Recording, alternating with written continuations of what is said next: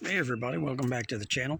I just wanted to make part two of a Is Oneness Right video. And I think the danger of creating a movement to save the world, so to speak, based on a word or a term. I said term in the other video, it's actually a word. Oneness, that's not a it's an English word, but it's not used in the Bible. And what I mean by the Bible, I mean the King James. So that's generally what Oneness Pentecostals use, which I was in for 18 years, still believe in one God.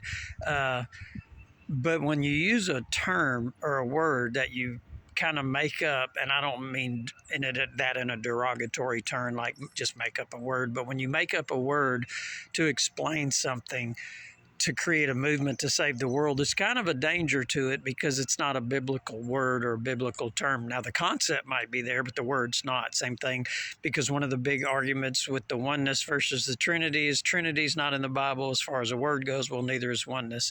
And that's just as far as the statement goes, not the ideology. But if you think about it and you use a word that's not in the Bible, an English word that's not in an English Bible, meaning the King James, which is mostly used, you kind of run the risk of what happened in, I guess it was in the Corinthian church. They were speaking in tongues left and right, and Paul said it's better to speak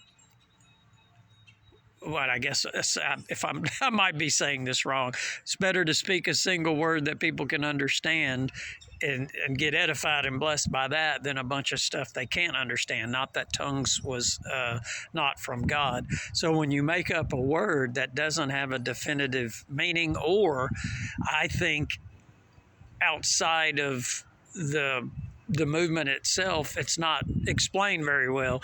Oneness is the idea of three things not evolved, but encompassed in one being, I guess you could say, is what they were trying to do. But it's not in the Bible, so therefore you run the risk of always trying to self-explain. So, and I used the term in the previous video, part one, maybe one plus is a better way, but that's not in the Bible either. But the word Godhead is where all this comes from, and the word Godhead from the concordance, anyway, if you look it up, just means deity. It doesn't mean how many are in the deity or one or two or three. So that's where you run the risk of trying to always try to re-explain. It's almost like telling a lie and trying to re-explain the lie. It's not a lie. It's just you're always trying to re-explain something that's not in the Bible as far as a word goes. God bless you.